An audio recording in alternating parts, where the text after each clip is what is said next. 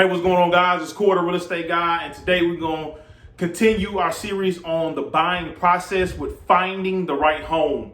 You want to keep several things in mind when finding that right home. We have already discussed the loan app. We have submitted it. We have sent in our pre-qualifying documents, and we have now received our letter, and we have our approval to go shopping.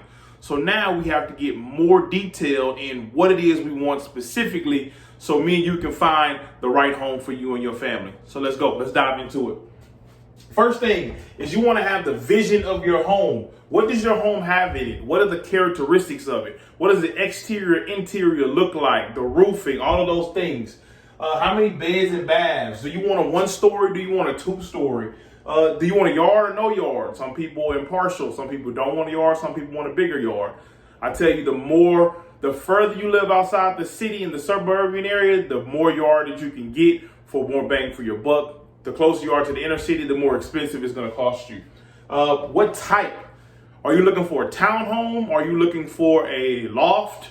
Or are you looking for a single family home? Are you looking for a multifamily unit? Whichever the case may be, you need to know that. Also, common areas. Do I have multiple living spaces aside from the main living area in my house? Do I like to entertain? What does that look like? Do I paint? Do I need a place that's close to a window so I can get the natural lighting? All these things have to be in your mind for what you do. Game room, exterior, landscaping, things of that nature. Moving on. Another big thing is the location. Where do you want to stay? Think about your commute to work, okay? Think about the gas that may cost you if you have to live further out there from where you're normally frequenting. School district. If you have kids, you have a family, you want to make sure it's a good school district.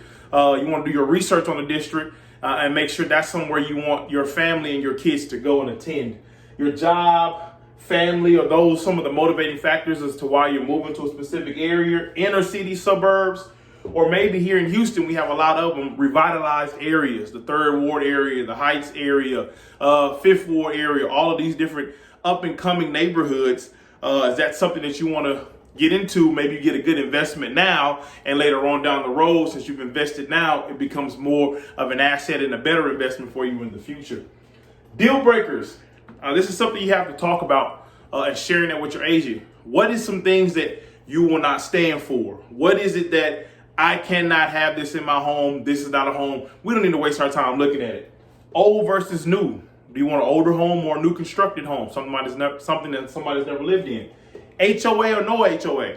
That can be a blessing or a curse. You could be with an HOA and having fees. You got to pay it one time a year by the end of January, which is coming up. Or no HOA, and you could be in a neighborhood that has a very, very much so a lot of different style of homes. You could be living next to a bus yard or whatever the case may be, depending on where you are.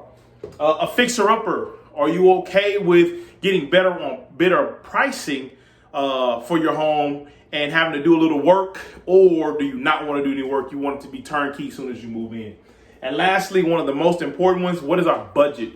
Okay, we already know what the lender's going to give us. We also have to know this is what my mortgage is built up of. It's my principal and interest, my taxes, okay, and then it's my insurance, and lastly, my lifestyle. Remember that the loan is based off your gross amount. Okay, not what you actually receive and take home from paycheck to paycheck. So you got to keep that in mind about what you're going to be spending monthly on your mortgage, and make sure it doesn't hinder or slow down your lifestyle, because you want to continue doing the things you want to do with you and your family. So it's Cory, the real estate guy. The next part of the buying a home process, finding the right home. Let's get out there and let's get it.